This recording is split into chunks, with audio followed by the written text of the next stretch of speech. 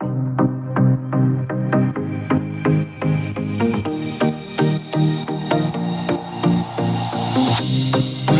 I'm with you, I am alright.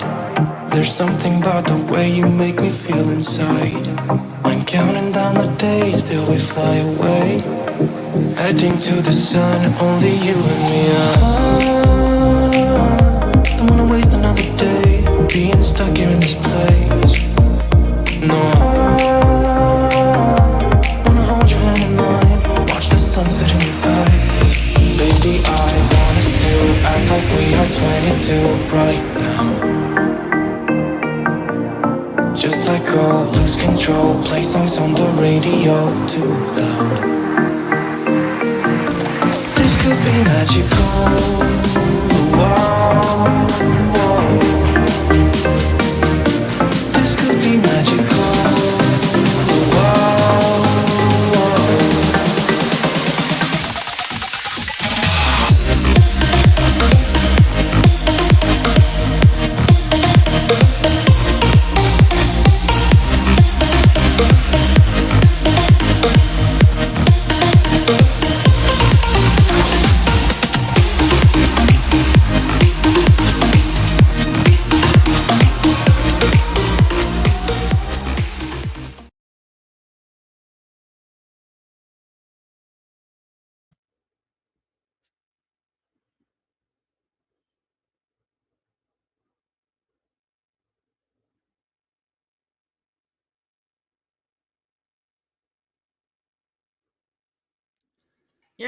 Hello. There you are. I was like, you're muted. Yes, I know.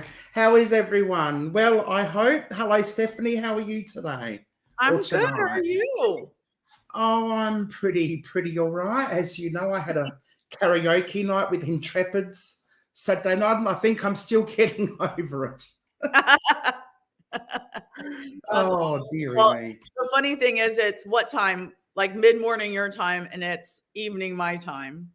Yes, it's 11 o'clock. It's 11:04 a.m. at the moment. Yeah. So let's have a look-see now. We are streaming from Get Spooky Society and Come Hither with Heather. So if you're on Steph's live, you won't see the comments on mine. If you're on my live, you won't see the comments on Steph's, but I'll try and have everyone's comments up so you can still read them in the studio. So we have Dee. Oops. Morning, Dee. Welcome in. Thanks for coming. We've got Intrepids. Hello, Nadia. Thanks for being here. We've got, who's that? Shaw Match. No, Shah Woman. Mm-hmm. Hello, Shah Woman. Welcome in. Thanks for joining us. We've got Luana C. Yep. We have Steph. Carvo Quay. My apologies if I get your names wrong. And Beth 420. Is that the 420 I think it is? I won't say no more. And Angie is here. Hello, Angie. Welcome in. Thanks for joining us. Yes. So if anybody that's on my channel, we're trying to help each other grow our channels. So if you're on my channel, if you could, at the top of the comments, you should see Heather's link, and you need to follow her. She does explorers, she does paranormal, she does karaoke, she does all kinds of cool stuff. Yeah. So if you would go over and subscribe to her channel.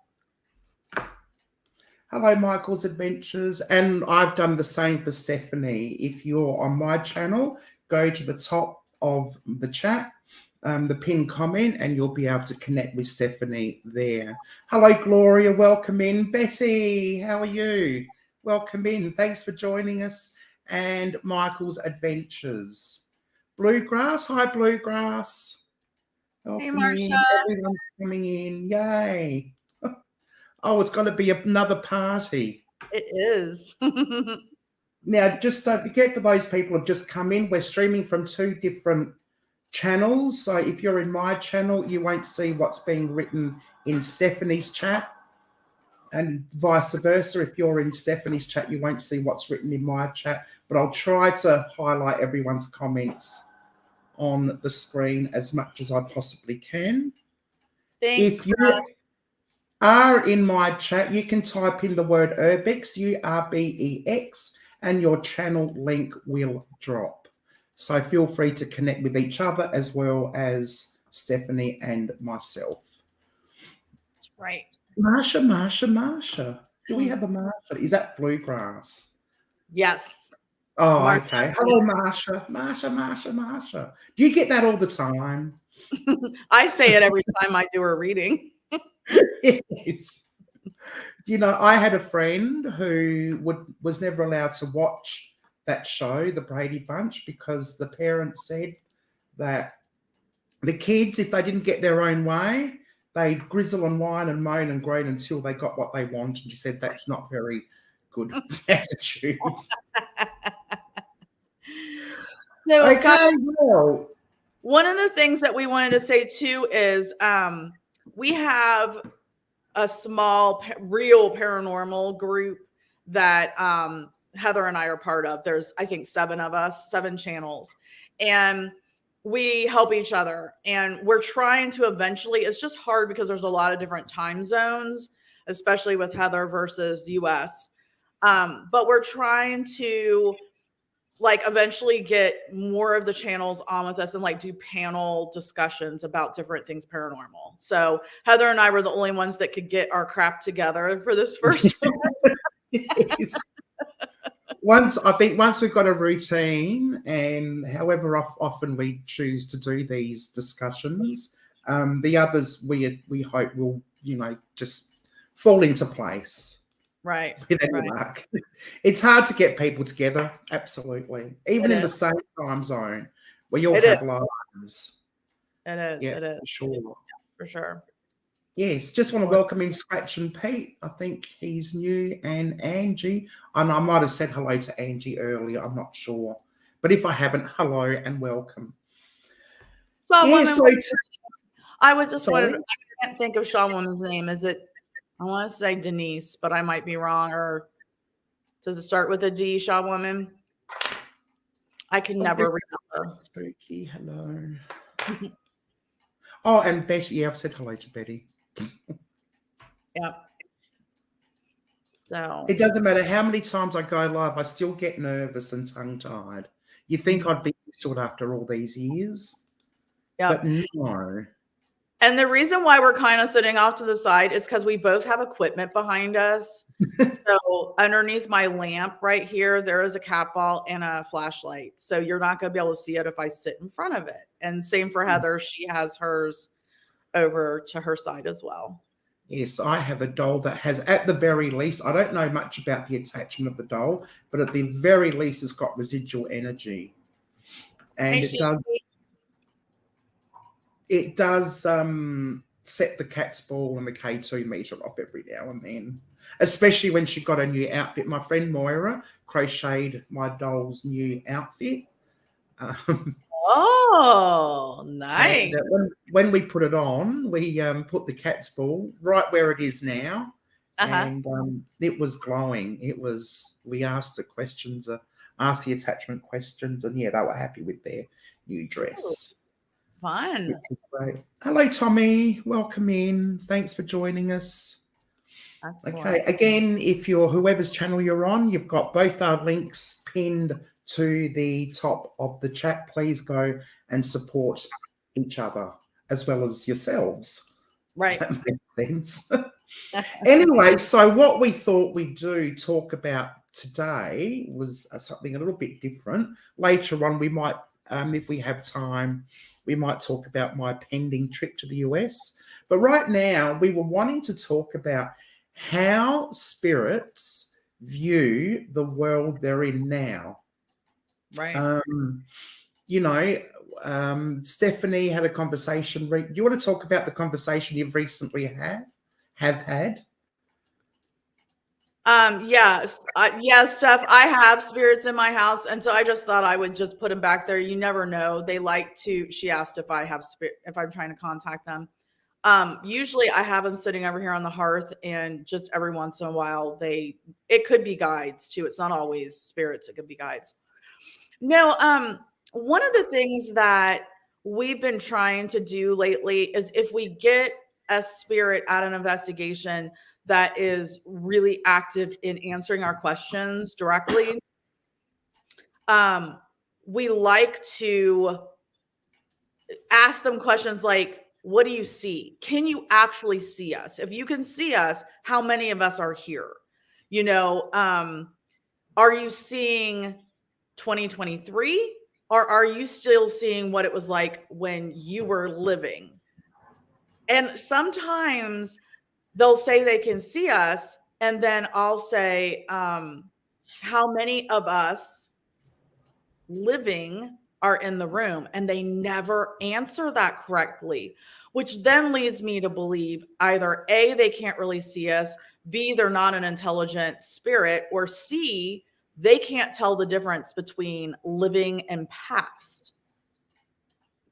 So that's interesting. They may not really realize who's alive and who's past.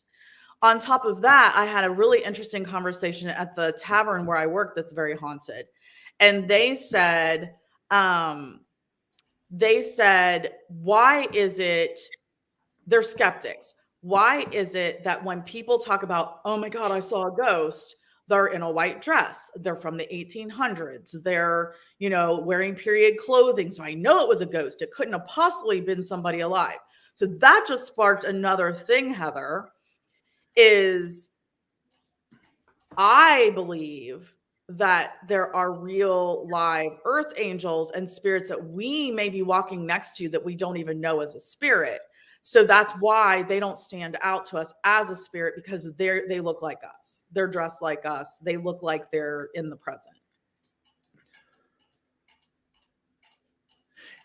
That's a very good point, Destination Spooky.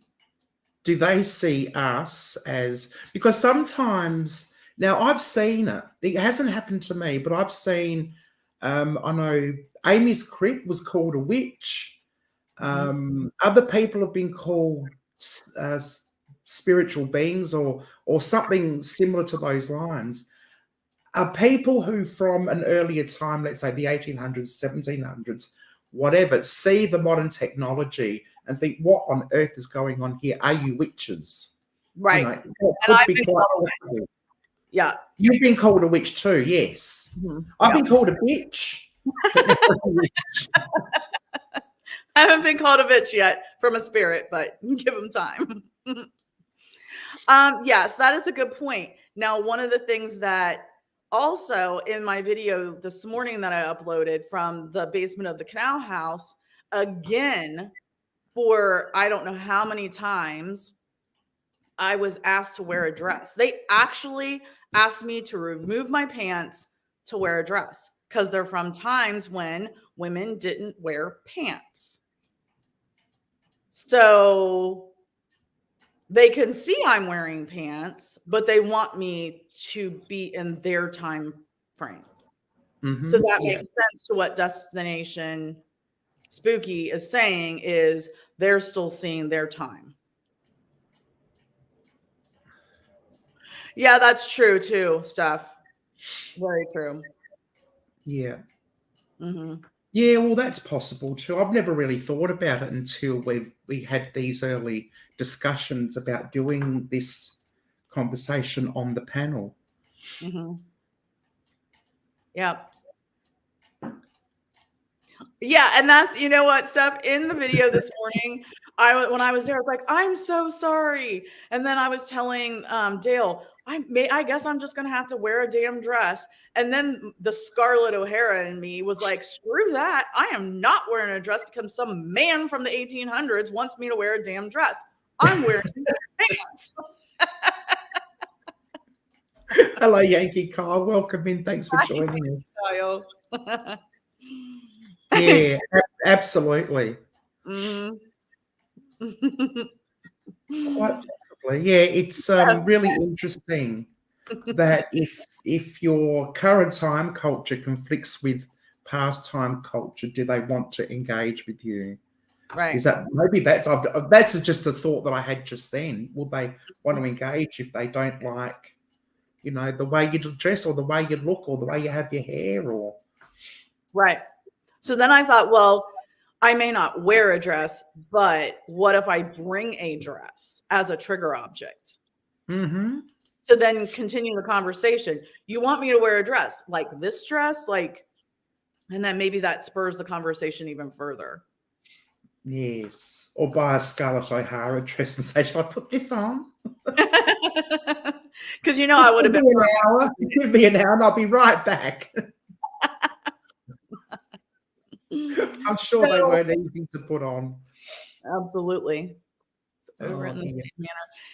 Yeah, it could be. And you know what? If Shaw Woman, if you put your name in there, I totally missed it. I'm sorry. There's so many comments going. I'm trying to have a conversation and watch the comments and have a train of thought. And a squirrel just ran across in front of me. Yeah. Ashley, Rebel Ashley. Hello, dear. Oh, hello, Rebel. Welcome in. Thanks for joining us. Dina. It did start with a D. Thanks, girl. I was trying to look back through my book where I write everybody's name down. It's been a hot moment since you came in on one of the readings. Oh, right. Yeah. True. Now, that was a part of a conversation that must have happened, as some people see spirits and some don't. Right. So I also brought this earring, and I'm going to do a little short, but this is my amethyst earring that I have a pair. I just brought one down, but that a friend made for me. And in our last investigation, it was pulled out of my ear, and it's on film. I've had it come out of my ear twice, but this time it was on film and in 2 different places.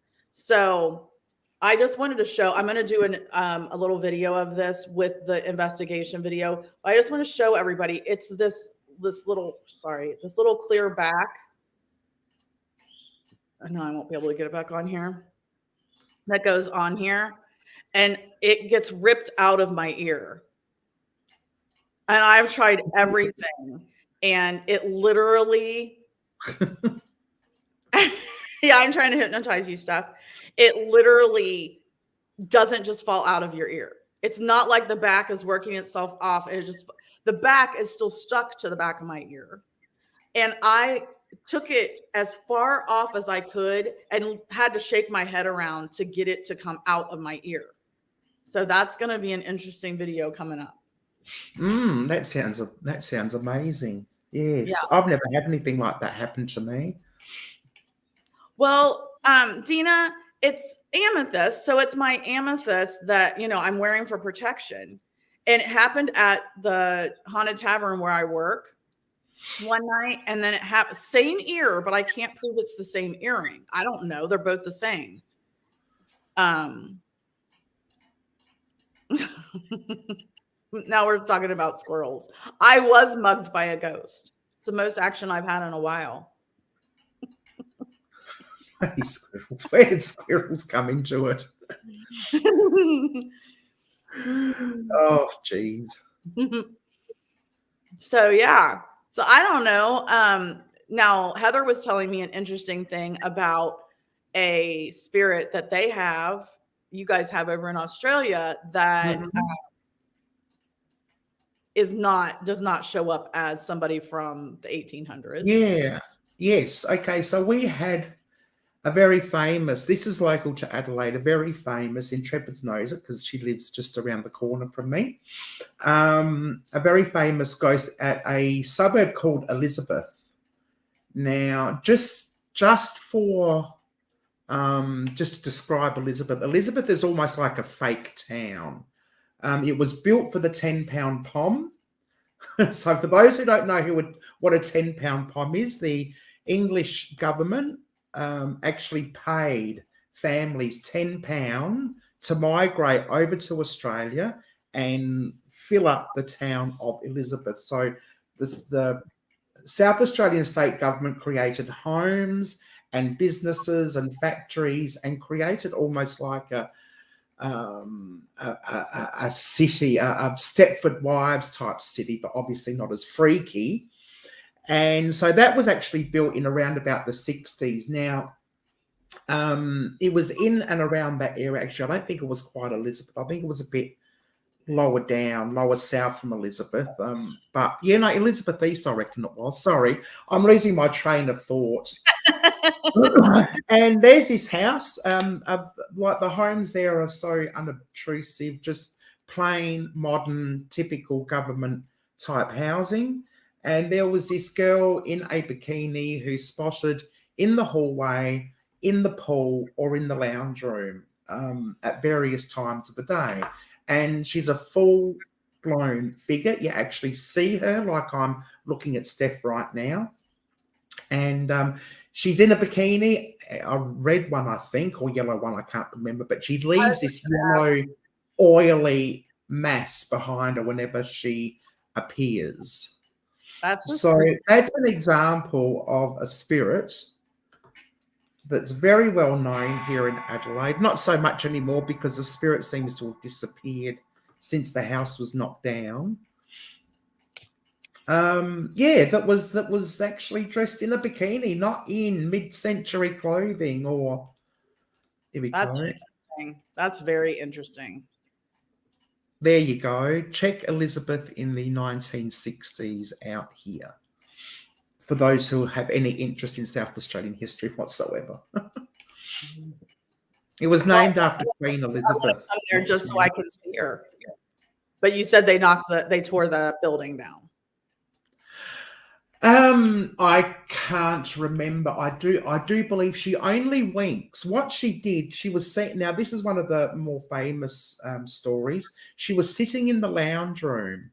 Mm-hmm. She was wet. She was sitting in the lounge room at a party, and she winked at one of the party goers. And it wasn't a warm night. It was a cold night, and she motioned for him to go out the back. And she walked down the hot corridor and dived into the pool. And so she was swimming in the pool. He was just watching her in the pool. And when she came over to the side, she lifted her arm up like that, as if to ask him to help her out. And as he went to grab her arm, she disappeared.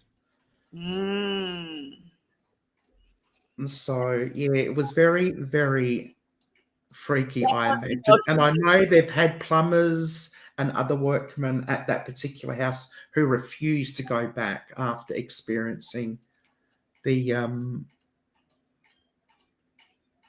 Steph wouldn't even know if you can smell her or hear her or just see her. Yeah, I don't know if she talked or not. I'd have to go back. I don't think they could smell her. I don't think they could hear her. I think they just just saw her. She was looking for a sugar daddy. Yeah, she might have been.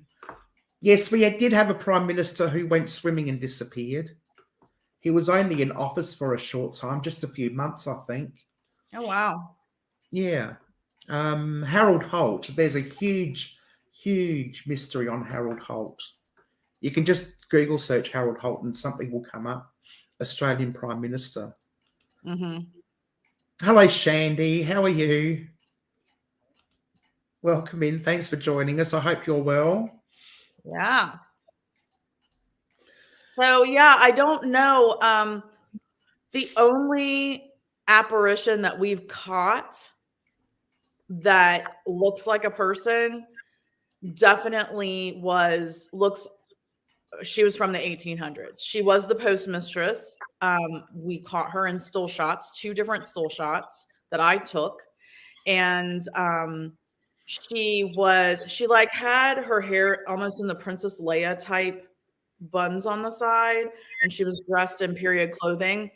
And interestingly enough, we were able to go back and find a picture of the postmistress and identify her. So that was really cool.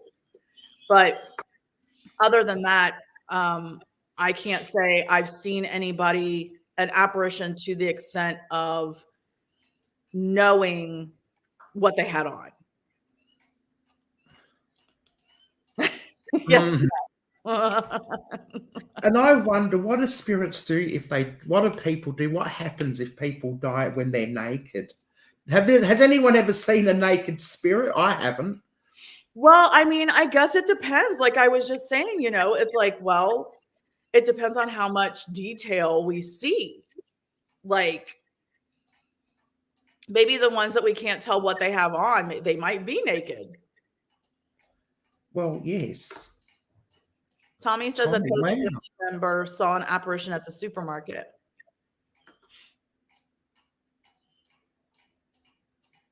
Would you like to tell us more? Yeah, Tommy, were they from what time period?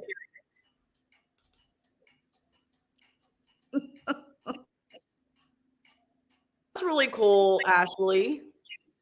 Naked.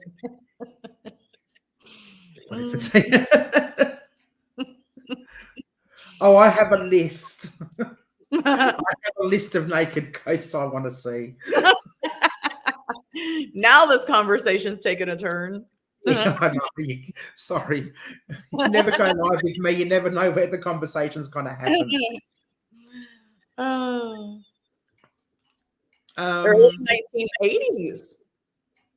Okay. Oh, wow. Okay. That's awesome. That's very cool. Very cool. Yeah.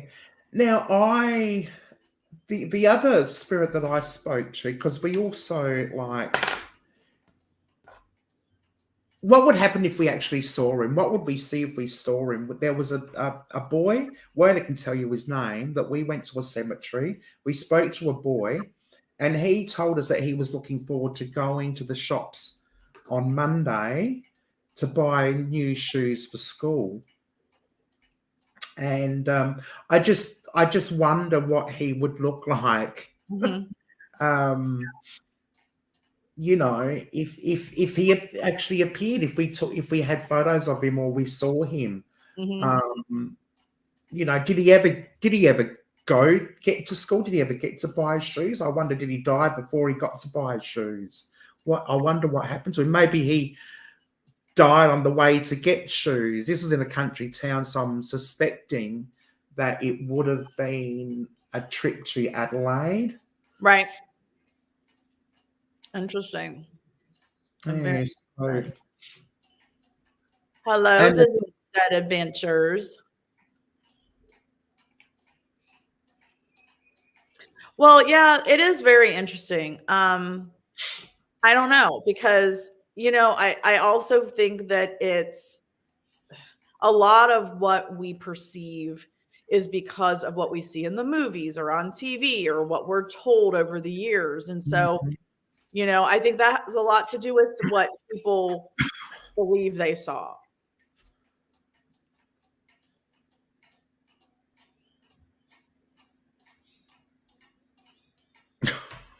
That's interesting, Andy.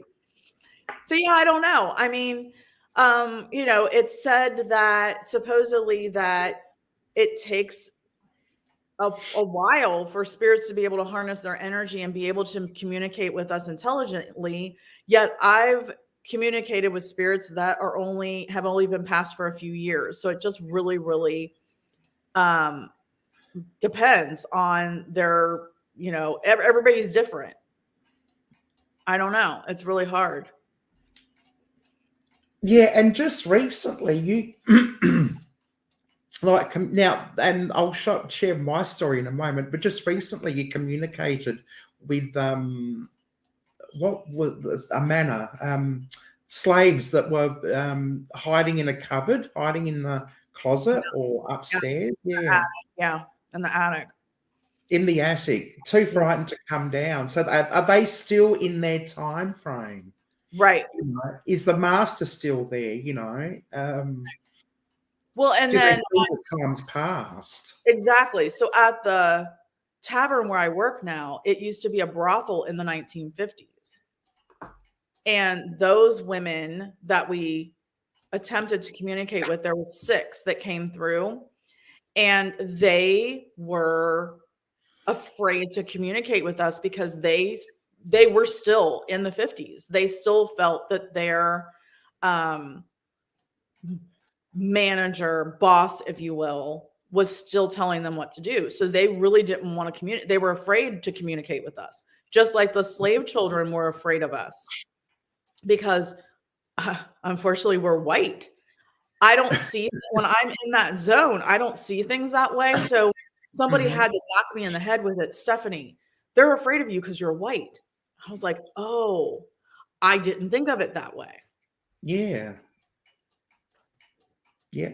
And just recently, I did an investigation at a cult house or an occult house, and they wouldn't talk. And I found out through the dowsing rods, I found out they were very quiet, very timid, very nervous. And I found out through the dowsing rods that the minister's wife was in the kitchen, and they couldn't talk too loudly because if she heard them, she would go and tell her husband. Wow. That's interesting. Yeah, so I feel, and of course, and the other thing about you know, especially for me, because I don't necessarily do the big known, well-known places with stories and background stories. I go to places that are unknown. I go to places that I enter that are abandoned, that if I feel that there's something there, I'll do an investigation. So I have to try and build a story up myself. And you don't know what the spirits are telling you, if anything at all, you know. Right. And we do that a lot as well. I mean, we do go to get a chance to do historic places, but we also do places that we have nothing on. And even if you do historic places, it doesn't mean you're going to actually communicate with who was famous there or infamous there. So Ashley says that based on the soldier, they feel that it was her grandfather. When she and her mom were both sick, a tea bag got flung off her mom's fridge. He passed in 2017, and that incident she saw him was in 2021. And Steph says that she was told it takes about 2 years after someone who passes to be able to contact you. And while they're in transition, that they have guides or family that can relay the message for them. Yeah. Absolutely. Hi, Colt Stone Wolf. Yes, hello, Colt. Sorry, it's people are coming in all the time, and it's like I'm missing a lot of people who are popping in. My apologies. Thanks for reminding us your name, Tony. That is quite a nice name, actually. That's really cool, Ashley. My grandfather comes to me a lot. At least he did. He does when I need him. Okay. Well, why don't you tell us? You said you had another story you wanted to tell us about this, Heather. Oh, hang on. Oh, I've lost my train of thought. What was I going to talk about? What was I saying when I said I was going to talk about something else? I don't remember what we were talking about. Oh, no. Oh, dear. Oh, dear. Okay, well, I've talked about the bikini girl. I've talked about the little boy in the cemetery. You told that already. Boy in the cemetery. I've talked about the cult house. Oh, every now and then. Maybe it was the cult house that you were thinking about. Maybe that was it. Yeah, maybe that was it. But every now and then I'll actually ask the spirits, you know, how do you see this place now? Because a lot of spirits also react to renovations going on as well. Mm-hmm.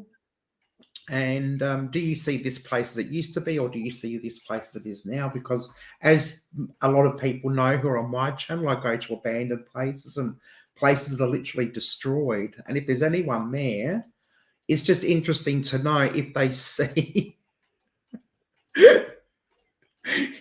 Sorry, I just got distracted. That tickled my fancy. Um, to see, you know, if they still see the place as they saw it when they were there. Right. Now, the interesting thing was when I was diagnosed with cancer, I know some know this story, but not all. My grandpa had been gone for many, many years before I was diagnosed. So he had no way to know when he was living that I had cancer. And after I started my chemo, I live in an 1800s house, and before I was diagnosed with cancer, over the years, he would still come into the house after he was passed and do like he did when he was living. He would move things around. He'd just come in the house and hang out, whatever, and just mess with us and move stuff around. He did that after he passed. Well, after I was diagnosed with cancer, it had to have been at least 10 years. I was mowing the grass after I started my chemo, and I run around. I have a riding mower because I mow probably two acres with that mower. And I was going past my back porch, and out of the corner of my eye, I saw Grandpa, as he would have been when he was alive, standing on my back porch. And I remember thinking, I'm already past the porch. I'll catch him on my next lap around. Looked forward, and then thought, Grandpa's dead, and looked back and he was gone. So to me, he looked as he did in the, I don't know, 90s, early 2000s. I don't remember when exactly he passed. But so yes. And the second time I saw him, he was riding in the backseat of my car when I was heading home from a holiday party. And I was still I think I had just finished my treatment, and he was, I was right before my surgery, and he was riding in the back of my car. Again, looked just like he would have when he was, right before he passed. Oops. So I don't know what he saw. Yeah. But yeah, it'll be interesting. Absolutely. I kind of lost track as I was trying to listen and trying to concentrate at the same time. So I only heard every third word. Fine. I'm sorry. I just keep losing track. This is new to me when we're, doing an actual point of conversation, having two live streams. I'm used to just letting everything flow. Mm-hmm. Now you know how hard. Well, you do the readings with Moira. It's hard to try to keep up with the chat, keep up with the people, keep up with the list, keep up with the readings. Absolutely, yes, it is difficult, but fortunately, I don't have to keep up with the chat too much. I can just let the chat run itself. Yeah, because they just talk about themselves anyway. Most of the time, they ignore what I'm saying.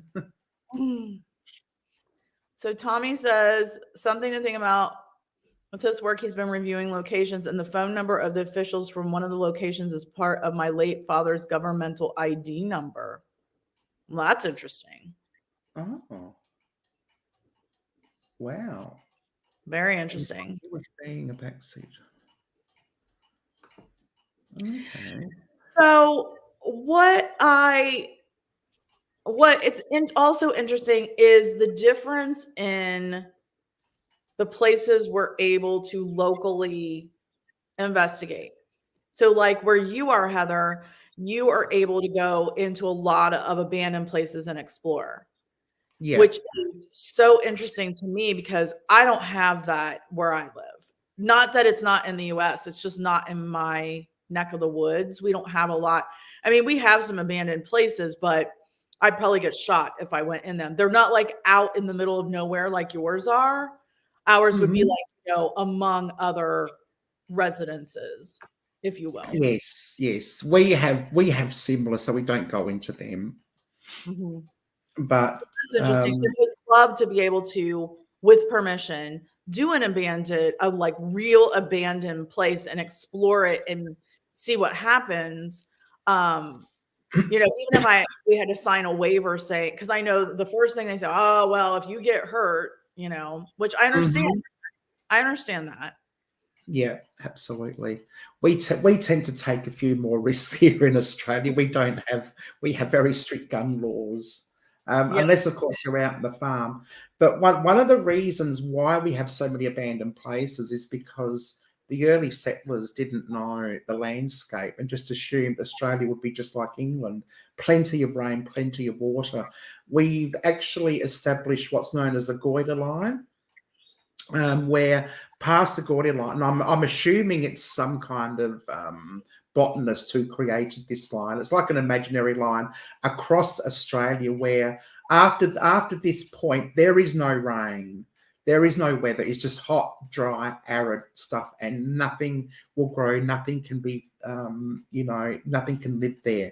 So yeah, we quite low in South Australia state is this Goiter line, and past that line, everything's just dry and arid. But the settlers didn't know that. But on top of that, we also had a very intricate railway system back in the good old days. And when the railway network was finally abolished, I think the 90s was like the last sort of decade of any kind of railway system. The towns just died. Like Chirawi, I've been to Chirawi, that had 2,000 population. It literally overnight, when the railways were disbanded, overnight it went down to 200, literally within days. So that's why we've got, and the whole street is abandoned. You've got shop upon shop upon shop, doctor's office, dentist's office, you've got play centres, you've got everything. But shop upon shop is just literally abandoned, with a few places still running. Hello, Nora. How are you? Welcome in. Thanks for joining us. So we're very lucky in South Australia to have that. And, Hello. yeah, and a lot of history, and that's why a lot of places I go to, do have energy left behind For sure. from those early times. And I'd actually have to go back over some. I should have gone back over some of my videos because I forget, most of the experiences that I've had. That's interesting, Ashley. So my best friend's dad and my West Coast dad passed away last September, and he had dementia. And when he passed, right before he passed, he was, in and out. And he had realized, unfortunately, that he wasn't the best dad or the best husband, and regretted it. And so when he passed, I felt in the communication I had with him right away that he was in his own hell, if you will, his own purgatory that he created for himself, that he felt he deserved. And I need to go back and listen to my live that I had Kedrick Olson on my channel. He is a warlock, and he has a video that he talks about what is life after death. And there's three things that he said it can be. It can be what you think you deserve, what you think it is, and there's a third one. So like if you feel like you were a horrible dad and a horrible father and you feel you deserve to go to hell, whether there is a hell or not, you can create your own hell for a short period of time until you do that transition and your loved ones take you where you belong after. And then there's what you think it is. If you think it's going to be, we all have a different probably perception of what we think life after death is, then that could be where we go. And there's a third one. I can never remember the third one.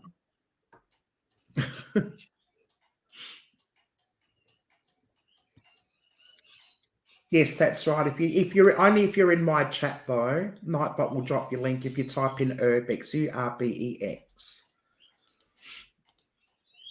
So yeah, it's they're talking about Waverly Hills.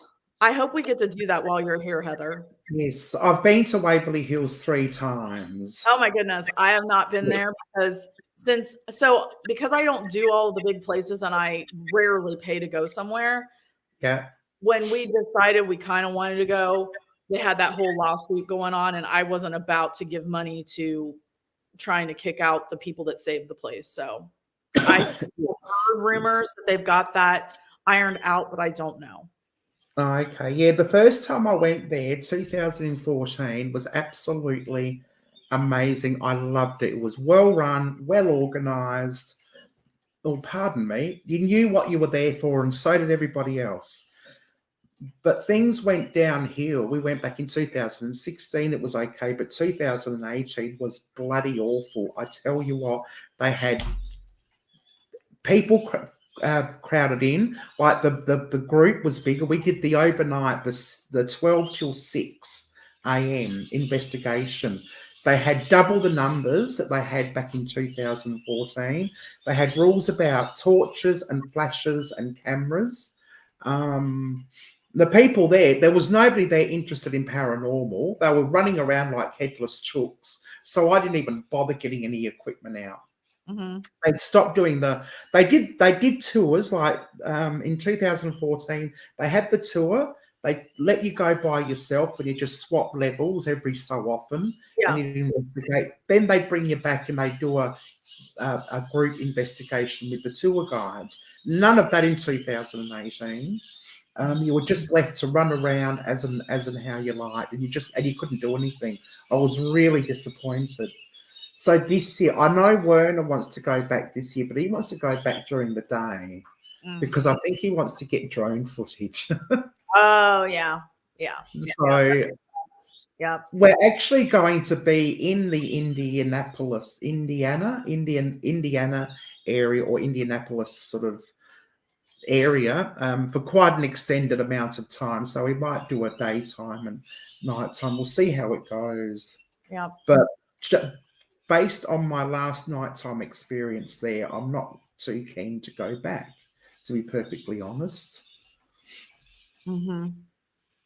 So, Ashley said she thinks they have reached, she's part of a pro Charlie and Tina Facebook group. She believes they have reached a deal, so that's good. Steph says that from stuff she's reading, she thinks that people go back to the happiness in their lives, how they were at that time. And that would make sense if, eventually, even if they go into what they feel they deserve, eventually they will go to their happy place. I had no idea there was a graveyard in Waverly Hills. We weren't actually allowed out of the building. Once we were in, the doors were locked and we couldn't get out until the following morning. But I did the death tunnel. I was absolutely petrified of the death tunnel. I walked all the way down, and it's a 45-degree angle. I got all the way down. I did some filming, did whatever I had to do, and I think I was a quarter of the way up, and I felt something behind me that really, really freaked me out. And I ran the whole way back to the entrance. Actually ran up those stairs. Oh my goodness! Wow. Believe me, it wasn't an easy feat. Easy thing to do, but I couldn't stay there any longer. Yeah. I was the only person who actually managed to walk down to the end, I think. Really? Yeah, I don't think Werner did even. Oh, he might have, but there's only one time that I've been scared during an investigation. Usually I'm so in a zone that I'm not scared. And this was because I know there was black magic done very poorly in the upstairs of this place. And we all felt it. And none of us wanted to stay for the investigation, but we kind of decided it was a gem mine. Or it wasn't a mine. It was a gem. It's a place where they sell crystals and stuff and rip people off, unfortunately. So as long as we stayed on the first floor where they had all the crystals, we felt okay. But if you had to go to the bathroom, you had to go to the second floor where they did all kinds of bad black magic. That's the only time I've actually felt a little creeped out. Like I didn't really feel safe there. Not that I would say that Randolph County Asylum and Infirmary, I probably would have a hard time going down in the basement all by myself. I would really have to psych myself up for that. With people or one other person, I'm fine. But to just go down there, it's pretty daggone creepy. Yes. A 30-minute alone challenge. Oh my goodness. That's someplace I can take you when you're here if we have time, Heather. Yeah. Well, we Yeah. should have plenty of time because I think we're going to be there. So, visiting dead event, is it Tony? Tony has asked how long I'll be in the US. I will be there for 5.5 weeks. And unfortunately, like, plans have changed. And one place we were going to go to, we're not going to now, which was Baltimore, because Drew will be up in Canada during that time frame, unless he gets back early. I'm not sure. I haven't confirmed anything with him yet, not until his people that he's seeing have made their arrangements. So we'll be in Indiana for almost 2 weeks now. So we're skipping the Washington Baltimore part at this particular point in time, but we're starting off in San Francisco. We're going over to Utah. Then it's the Indianapolis, Ohio, Kentucky sort of area. Then we're flying. Oh, we're doing Chicago. We are doing Chicago. We'll be a few days in Chicago, hopefully catching up with Restless Spirits. Is it Restless Spirits? Yep. Just wait for my chiming clock to finish. It's midday. I should turn these bloody things off when I'm going live. Then we're going down to Florida and up to Niagara Falls in Canada to do some more exploring. But at this stage, the only ghost hunting that we've got confirmed is what we're doing with Stephanie. And I'm just a plethora of stuff I can take you to. Yes. Oh, I think we'll be busy. Well, the best part is, if anybody that watches my channel knows the Cedar Grove Tavern, the place where we had the poltergeist activity and the smoke detector, and just so much that happened there as they were renovating it from an apartment to an Airbnb. Heather is staying there for a pretty good period of time. Yes. And we are getting the keys to the tavern and the bowling alley downstairs, where we've also gotten amazing activity actually during business hours, because that place is open 7 days a week and we've never spent the night. So we caught our real disembodied growl behind the bowling alley. That we've caught other things, but I've never actually been able to investigate the bar, like the tavern bar itself. And a good friend of mine from high school's dad used to sit on the corner when he was alive for, every evening, because he lived right down the road. And so he is said to still sit there now that he's passed. And I really, really want to try to reach out to him. So that'll be interesting. Yeah. Wow, that sounds amazing. Yeah, so and she says she's the owner. She's funny.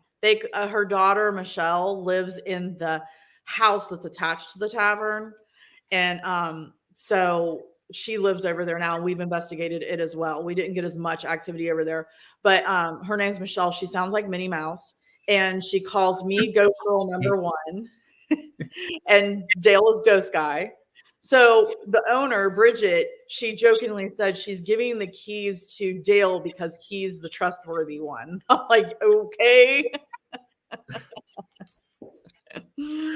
Wow. That's good. I like that. The trustworthy one. Yeah. Oh, yeah. Yes, we will be near. Cedar Grove is not that far from Cincinnati, if memory serves me correctly. And I'm hoping to get to Bobby McKay's again. Yeah. Or was it Bobby Mackey? Mackey's. Well, and so also one of the places that I have to take them is the tavern I work in now called Third and Main, because while we were there, I didn't know it at the time, but they sell an Australian Wagyu steak, a few of them. Yeah. When we were investigating before I started to work there, we had 2 devices, mine and Dale's. His was on Ghost Tube, mine was on Ghost. I can't remember in which order. I think Mine said Adelaide, or I think his said Adelaide, mine said Australia right after that, like right consecutive. And mine said Australia 4 times that night. And I was freaking out because I was like, Adelaide, Australia, everybody's looking like, so? I'm like, but Heather, that's where Heather lives. Yes. Didn't they call out Heather as well? They may Did they have. call out Heather? I can't remember. I don't remember, but so anyway, we are definitely taking you guys there because the spirits have spoken. So we're going to go for dinner and investigate, hopefully on that Monday night. So that'll be fun. Yeah. Yes. I'm so looking forward to it. Absolutely. Yeah. And if you force me to go to Bobby Mackey's, I will. Yeah, I think we're just. I found the text messages from 2018, 4 years ago. Yeah. And I'll be in touch with them as soon as I can. Because we tried to go. We actually went there and we made a special trip to go there in 2014, but they were closed. We had no idea they were only open certain days of the week. And we went there on a day that it was actually closed, and we had no idea how to get in touch with the people. But I found a phone number and I text them, and I think we only paid about $20 or $30 to do the ghost tour and a small investigation there. Yeah, I think it's like $25 a person or something if you do like a 2-hour tour and whatnot. But it's like $800 if you want the night. If you want the whole. No, I'm not paying that much. But we just walked around. None of my clocks in my house match up. None of them are going with my clock either. So, and it was pretty good for that 2 hours. We pretty much got the run of the place. Yeah. The tour guide just said, "Look, you're in. Do whatever, go wherever." She told a few stories as well. We did do an investigation, but I didn't record it. I didn't actually record it. That was back long before my YouTube channel, and I thought photos were the best. So okay, no worries. Thank you, Gloria. Hi, Gloria. So did you end up getting a hold of them and get in that day, or did you have to go back? No, we went back 2 years later. In 2000. Oh, so you didn't get to go the first time? No, we didn't get to go the first time. I just took a couple of photos outside to say that I'd been there, and that was about it. But that's in Cincinnati. Is that in Cincinnati? It's in northern Kentucky, actually, so it's right across the river. Okay, but I remember we had to go through Cincinnati to get there. Yeah, yes, probably. Which was really weird. It just freaked me out. Well, I mean, the Cincinnati airport is in northern Kentucky too, so go figure. Yeah. Yeah. But I'm just really excited because there's so many places we can go. Now, are you going to spend time in Indy with didn't you say you have some friends in Indy? Yes. They're not actually in Indiana, Indianapolis itself, just sort of outside. And so we're gonna go over there and stay with them, which was supposed to be the time we were going to spend in Washington, D.C. and Baltimore. Okay. So we'll see how we go. We'll just see what the final plans are. Once Drew's friend makes his arrangements, we'll see what sort of time frame we've got after that. So a lot of it's in the air at the moment. The only thing we have got is the time at Cedar Grove and hotels booked in Orlando, Florida. Interesting. Cool. Now, are your friends that are outside of India, are they paranormal people, or are they just more explorers, or are they just friends? Oh, they're just friends. Actually, I met Marsha, that's her name. I don't know if I'm allowed to. It doesn't matter. I used to play a game called Castleville on Facebook. Yeah. And and we met through playing that game. Oh, yeah. I met people through Farmville on Facebook. Yes. Yeah. Yes. I remember. I think I remember you used to play Farmville because I played Farmville as well. Yeah. Farmville, Castleville, all the bills. All the bills. All the bills. They're gone now. we want to try to see Michelle while you're here too. Yeah, that would be amazing. Yeah. Actually, do you know, have you ever seen the show? This is who Michelle reminds me of. Have you ever seen the show? What's it? It's got the two gay guys and and a woman. Let me. A sitcom, a half-hour sitcom. A half-hour sitcom, yes. But she doesn't have blonde hair. No, she doesn't. But there's a character called Karen. Yeah. Yes. Oh, what's the name? It's right there. It's one of my favorite sitcoms.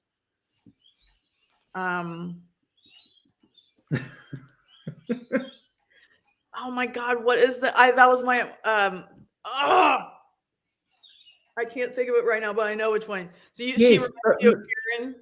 Yes, Michelle's voice sounds a lot like Karen's. Every time I see Karen's face. The White House. Oh wow, can you imagine what that would be like? Will and Grace. Yeah. Yes, Dina. Will and Grace, that's the one. Oh my God, that was such an amazing show. I love that show. Karen was hysterical. Well, Michelle's working on trying to get us into that doll place. Oh yeah. So there's this place in Kentucky, in like kind of between, I don't know, somewhere around Richmond, Kentucky. She actually is moving in. She and Chris are moving in with her dad and stepmom in Hazard, because they just can't take care of themselves. So they're going to move in and like get the house ready to sell and whatnot. And so she found this, I forget what it's called, the doll, Wayward Dolls or something. Wayward Doll, yeah. And this guy and his wife, he was some kind of scientist. And so he was out in the woods all the time. I forget exactly what kind of scientist he was. And he would find these dolls that were abandoned in the woods, which is weird. Not just one, but many of them. Wow. So then he brought him back to his place, and it's called the Wayward Doll something or other. Yeah, yes. That was amazing, yes. Yep. So she's reached out to them on Facebook to see if there's any way they'll let us come and investigate. So that would be great if it was while you're here. Then you could get to meet her. We could, go there and have a really creepy investigation. It would be awesome exploring video for you too. Yeah, absolutely. There's a lot of people interested in dolls, so yeah, that would be amazing. Mm-hmm. Yeah, I think that would really be cool.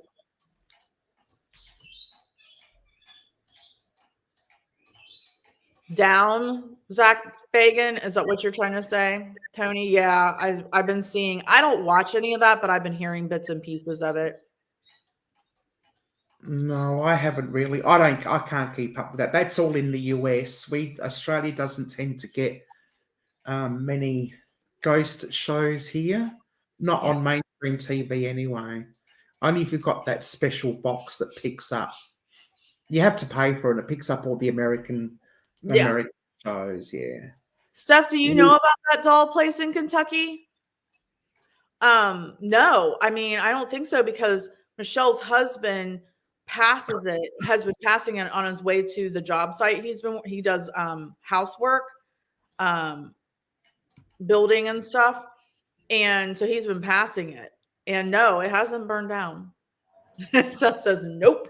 I love dolls. You don't want to come to my third floor then, Stuff. It's full of dolls, and they're all mine and my mommy's. Oh, wow. So here's the garden quartz crystal I got. I don't know if you can. Oh, wow. Yes, we can see that. Hang on, I'll put you in full screen.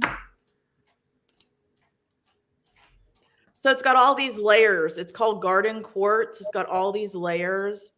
And then the other thing that I liked about it, it almost looks like it's got snowflakes in it. And then here's the other one I just got at a local. It's got like greens and coppers and just really cool. So they call it garden quartz or lodolite or phantom quartz. But kind of garden quartz because it looks like it has a garden in it. And I just love them. And they're supposed to help you with connecting to spirits. Yeah. So Wow. yeah, I just got those at the local place. Steph says that's like a house of clowns. Oh no, I'm not going with clowns. Ashley says dolls don't bother me, and overabundance of creepy dolls do. Dolls creep me out. Tony says dolls creep. Okay, so I have a third floor that's built for a 12-year-old. It's a third floor like loft. My sister lived up there when we rehabbed my 1800s house. And so when you put the hatch door down at the top of the steps, it's like all one room up there. And when my sister moved out, I kept all my childhood stuff, my mom's childhood stuff. I've collected childhood stuff, but most of the dolls are mine or my mom's or my sister's. There's only one doll that I bought from a medium in California that goes with an old Ouija board. And then there's one doll that is my best friend's mom's. Other than that, they're all mine. Wow. Yeah, that's kind of creepy for sure. I wouldn't like a broken face either. So do you guys like this kind of format where we come on and talk about stuff like this? Does it interest you? Yes, let us know. And then also our goal is, hey Joe. Hi Joe. What's doing up is past your bedtime, dude. Ashley has a porcelain doll that has her name. That's cool. But our goal is, now that Joe's on here, our goal is to eventually try to have more of this group that we have. And Joe's one of those, and like come together and have a bigger panel. And we're trying to help grow our channels within our viewers, like Michelle and I have on that side, so that we can, help drive people to the other real paranormal channels that we are friends with. So eventually Joe will be up here with us at some point. He's working on a really cool set at his house to do lives and stories and stuff like that. Yeah. So again, if you're on my channel and you're not subscribed to Heather, come hither with Heather. Please go subscribe to her. Absolutely. Yeah. And vice versa. If you're on my channel, go to the pinned comment and you'll see a link to Stephanie's channel as well. Steph has 3 dolls, 2 with the name Stephanie. Oh, so I am part of a coven, and we're picking. I didn't mean to laugh. It just the way it came out. It just made me. We're picking witch names. We're picking witch names. Oh, we need to tell the story about your doll in the back. Okay, so we're picking witch names. My witch name is going to be Estella Isis. So because I have my Moon in the Stars class that I teach, I'm going to be doing more of that on YouTube. Estella, I always, in my day, when I didn't want to tell people my real name, I would tell them my name was Stella. So Estella is an older witch name, and it means star. And Isis is the Egyptian goddess of the moon. And I was an Egyptian queen in a past life. So Estella Isis is going to be my witch name. Heather, Dina wants to know the history on the doll sitting behind you. Okay, well, this doll we picked up from an abandoned. Well, we kind of rescued the doll from an abandoned house. Now, I'm just going to say that I don't often take things from abandoned places. Or actually, I've never done it. Werner took this one. He fell in love with the doll, and I kind of liked it as well. So it was actually outside in the ground, getting wet and sunned and all that sort of thing. It was obviously abandoned. The place was falling down. So we actually decided to salvage this particular doll, and we do believe that it does have an attachment, or at least some residual something, energy. That's the word I'm thinking of. Oh, geez, I need to go back to bed and start the day again, I think. Residual energy. And yeah, so that's how we came across that particular doll, but I don't sort of encourage people taking stuff from abandoned houses because technically speaking, nothing's ever really abandoned. It's just Right. the word we use because everyone owns everything. Someone owns it somewhere along the line. And vice versa, though, nothing's really owned by anybody. So Well, you that's can do true. one of Yeah. two things. Yeah. So, you know, and anyway, we thought nobody's going to mind. It's just an old doll. And yeah, so my friend Moira crocheted the dress for the doll. So we did a bit of an investigation. We spoke to the doll, and there is an energy there. Whether it's intelligent or residual, I'm not sure, but they certainly made their like for the new dress known by playing with the cat's ball a lot. Now, you'll probably notice the cat's ball hasn't moved, but I've noticed that throughout the live stream, the K2 meter lit up a few times. Oh, I didn't see it. Nice. Yeah, I'm kind of keeping my eye on that as well. I'll have to go back, not very often, but it did happen every now and then. Before I do this, I always talk to my spirits beforehand and ask them if it's okay to do this on a live stream. Yeah. And I got a kind of, I think I've got a maybe, I've got a no if you must. I used the dowsing rods, and like they were very half-assed. Whoever it was that was manipulating the dowsing rods was very half-assed. Well, you know, the way I look at it is that goes right along with this doll, this Wayward Doll Place. He also rescued the dolls. So you like rescued her, he rescued them, and brought them back to his place and, you know, gave them a forever home. And a lot of it, he's just looking to see, like, there's still some of them are outside. He uses them as decoration and stuff. So they may not be inside. If they were outside, he may have kept them outside just to see, okay, you know, it's going to take lots of years for them to actually disintegrate back into nothing. So it's really interesting. Yes, Steph, Heather has the K2 going. Yeah.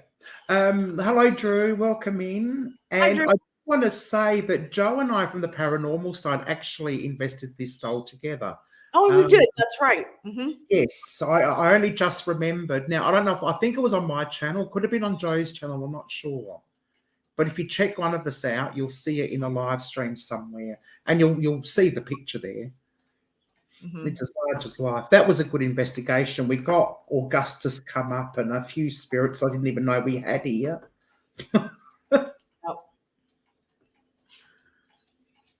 I used to watch this when I first started watching YouTube. I was so naive to the fakers, not just the fakers of paranormal, but the fakers of a lot of things. And there was this guy called something Homestead, and he started out like all of them, where he was really believable and apparently had Bigfoot on his property, but he was homesteading. Like, he did everything at his house. Like, they grew everything, whatever.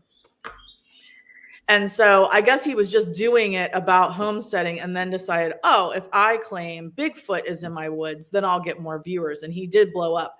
But he used to do all these things all the time where he was really good at pointing to things in the camera, like where they were and stuff. And that reminds me, when I do that, that reminds me of him. And then he started doing these things where he'd hold up a circle, say, see, that's where, watch this area right here.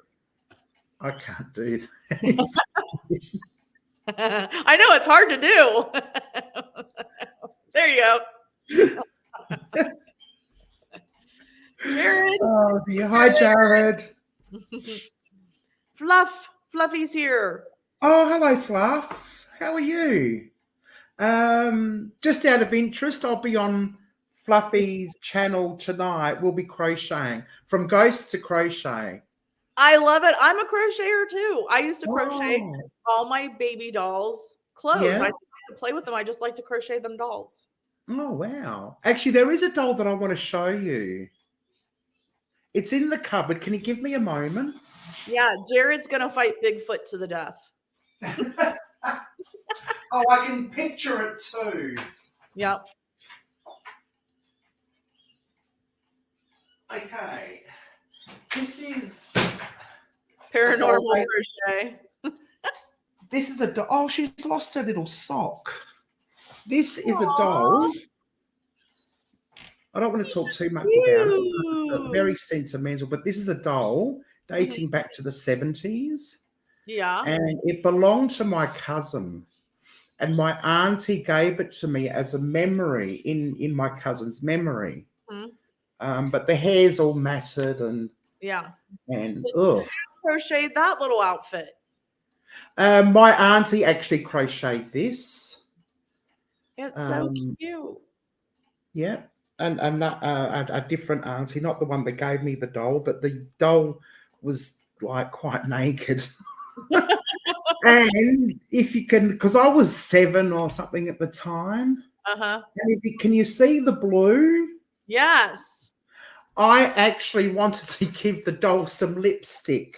So I got my dad's texter, like that he uses because when he's building stuff and so forth. I got a texter out and tried to give her blue lipstick. It was covered all over the mouth, but it's faded. That's funny. So, and I wonder, I don't know. I would like to actually chat to her as well to see maybe if my cousin isn't sort of hanging around as well a little bit, just to see. But I don't know if my family would like me saying that on. Well, and I kind of want to go over to my grandparents. My uncle he's living there now. He took over the house when they passed.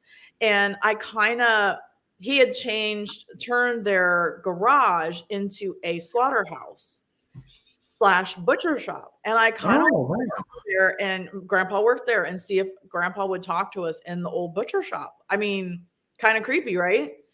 So I got my aunt and uncle's permission, my mom's permission to do it. So it's just a matter of now, like, doing it. It's kind of cold out there and stuff. So, but yeah, I'm just curious to see if he would come through. I do. I have crocheted a ghost. I can get my crochet ghost out if you like. I put a cat's ball in the head instead of. Oh yeah. You did do that? Yeah. Are you going to use it for a trigger object? I was actually trying to sell them on Etsy, but they didn't sell. Hang on, I'll go get one. If I can find it, I'll go get one. Okay. I want one. Thanks, Jared. Jared, did you get those pieces you needed at Ollie's or whatever? That you couldn't, or on eBay that you couldn't get on Amazon? Catball Ghosty, exactly.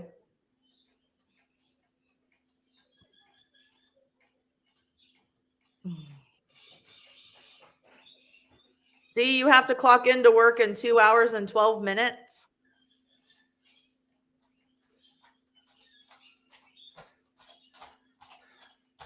Yeah, let me grab a cat's ball. So here's a little ghost. Now, this is only half done. So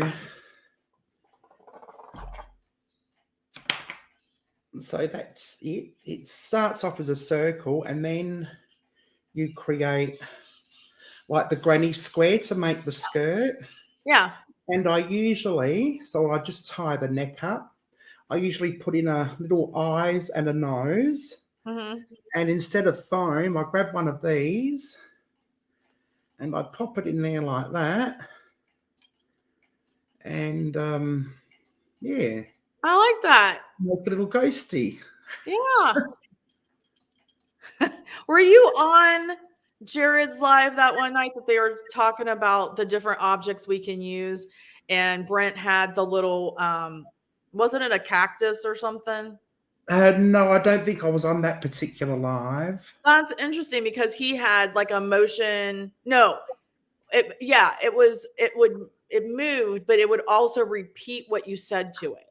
So the whole thing was, you don't have to spend, $200 on a Boo Bear or whatever. You could just buy something. I think it was like, I don't know, $10, $15 on Amazon. And if it heard an EVP or disembodied voice or whatever, it would repeat it. Yes, yes. Yeah, because there's a lot of those little toys, isn't there? Mhm. Yeah, That the cactus. Yeah. yeah, no, I think I might have missed that one. It was the one BTI I got to watch because I was cut early from the tavern, and so I got to come home and watch it. And they were talking about different ways to create your own um, paranormal equipment where you don't pay, hundreds of dollars for something that you can create yourself or find. Absolutely. You know, That's right. And I mean, you've used a whatchamacallit, a beeper, the smoke alarm, yeah. a smoke detector. You can use a torch. You've used a torch. I've used a torch once. There's an early video where I've used a flashlight or torch, Mhm. as they say here in Australia. Um, Oh, cool, Joe. Are we still going to try to do so I'm investigating with Joe and Jim in April. And so we're doing the Cedar Grove Tavern as well. They're going to stay there. So maybe we'll warm the place up for when you're here. But he was asking me about a seance. But smoke detectors are used. We weren't specifically using that smoke detector. We didn't even know it was there. It was still in the box. It just started to go off. And then we found it after it started going off. We took it out and we found it. But other people that I know, especially in the coven, have had smoke detectors go off. And so have I, and have communicated with spirits through them. Oh, nice. You know what, Steph? We use the mini mag lights, and you need a twist on the top, a twist one. That's what Jared uses as well. So they're mini mag lights. They twist on and off on the top, and you twist them just so they aren't on. And then that way they can communicate by connecting those wires. Yes, these days with the new torches, they're all I don't know, LED or whatever it's called, and you need to press a button. And if you turn it off, you have to press a button to turn it on. You need the old-fashioned kind. Yeah, exactly. Yeah, if one turns a push button one on, now that's a strong spirit. Yes, exactly. So Oh dear. Jared said that he's off tomorrow, Heather, because he had to cancel that Amazon order for the pieces for our equipment. Oh. So he's going to try to find them either, hopefully on eBay. Oh, okay. Electromagnetic energy closes. Yep. Yeah. Oh, wow. Yes, we've ordered some equipment that Jared is going to make for us, which is really exciting. Mm-hmm. And I have to wait. I don't know if he's going to get it all ready by August. But I'm going to have to wait until I get there before I can collect, because it'll save on postage as well. Well, you know what I was thinking is, since you definitely are coming to see me, if you're not going to end up being able to hook up with him, he could ship yours to me with mine. Oh, yeah. Absolutely. Yes. Unfortunately, we won't be going to Washington or Baltimore. But again, it also depends on Drew and Drew's friend and when he gets back and how long. Because I don't want to go to Baltimore by myself. Werner wouldn't protect me. Damn it, Werner. I have to have a shirt made that says "Damn it, Werner." Werner's about as frightening as a lump of jelly. Oh, that's funny. Oh dear. I've seen enough of the videos to be a little bit wary about Baltimore. But anyway, never mind. And I mean, Jared's also gonna, hopefully at some point, Jared and Joe, be up here on the panel with us eventually. Yes, we hope so, as well as other people. There's spectral researchers, Debbie, Jim, Restless Spirits, and who's the one from Long Island? Courtney. Courtney, yes. What is her channel name? Dang it. Should have more. What's Courtney's channel, Jared? I'm drawing a blank. Trinity, yes. So there's like 7 of us all up. Yep. Yes. A panel of 7. We're gonna rotate channels, like channels that are live, and then because we can only have how many? Like 3? You can at the moment it's 3. I'm changing platforms. I'm going from StreamYards this year or this month cost me $37 because the Australian dollar has crashed, and or the American dollar has just strengthened for whatever reason. I don't know which one it is. Probably the Australian dollar's crashed, and it cost me $37, which is quite expensive. So I'm going over to, I think it's Restream. Or no, Melon. I'm going over to Melon because they're like $9 a month American, which will cost me about 15 maybe Australian a month, which is such a huge difference. And I can actually get more from Restream than I can from StreamYard. So and I'm using StreamYards now because I've paid the $37. I'm going to get my money's worth. Definitely. So I'm going to stream as much as I bloody well can between now and the 25th of whenever it is, whenever the next billing. I already cancelled this year's billing cycle, so I'll have to get onto Melon as soon as I possibly can. But yeah. So we want to combine our channels and bring the whole family together as much as we can. And Absolutely. then, we all have unique people that are subscribed. We have a lot of the same people that are subscribed to all of us, but we all have unique subs. So then, we can all get up. All 7 of us can get up on the panel, but only 3 to 4 to 5 channels can be done at the same time. And we can rotate the liveness. Good night, Tony. Yes, exactly. Oh dear. And it's an online one called Restream, much like StreamYard. I use 2 for the free time. Yeah, no, I did look at Restream as well, but I think Melon is cheaper again, I think. That's it. And the reason why I don't pay because I help pay for other people's. There's no sense in all of us having to pay.